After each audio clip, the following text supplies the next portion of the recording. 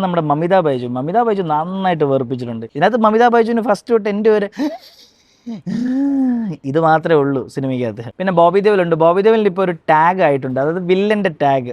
Animal തൊട്ട് ഇതുവരെ villain മാത്രമേ ചെയ്യുന്നുള്ളൂ, പാവം.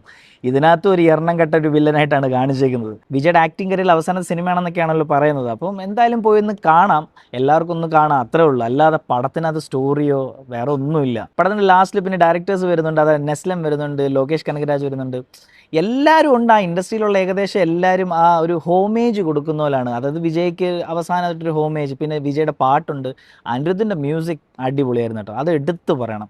ചില ബാക്ക്ഗ്രൗണ്ട് സ്കോറൊക്കെ എന്ന് വെച്ച് കഴിഞ്ഞാൽ എലിവേറ്റ് ചെയ്ത് നിൽക്കുമായിരുന്നു. പിന്നെ പൂജ ഹെഗ്ഡെ ഉണ്ട് ഇതിനകത്ത്. പൂജ ഹെഗ്ഡെ നമ്മുടെ വിജയുടെ ഒരു കപ്പിളായിട്ടാണ് കാണിച്ചേക്കുന്നത്, പക്ഷേ ഒരു ജേർണലിസ്റ്റ് ആയിട്ടാണ്. പക്ഷേ ക്യാരക്ടറൊന്നും വലിയ ഇമ്പോർട്ടൻസ് ഉള്ള ക്യാരക്ടേഴ്സ് ഒന്നും അല്ല. പിന്നെ അതുപോലെ പ്രിയാമണി ഉണ്ട്. പ്രിയാമണി ചീഫ് സെക്രട്ടറി എങ്ങാണ്ടാണ്. കുറേ തമിഴ് ആക്ടേഴ്സ് ഉണ്ട്, കുറേ തമിഴ് ആക്ടേഴ്സ്. പിന്നെ നമ്മുടെ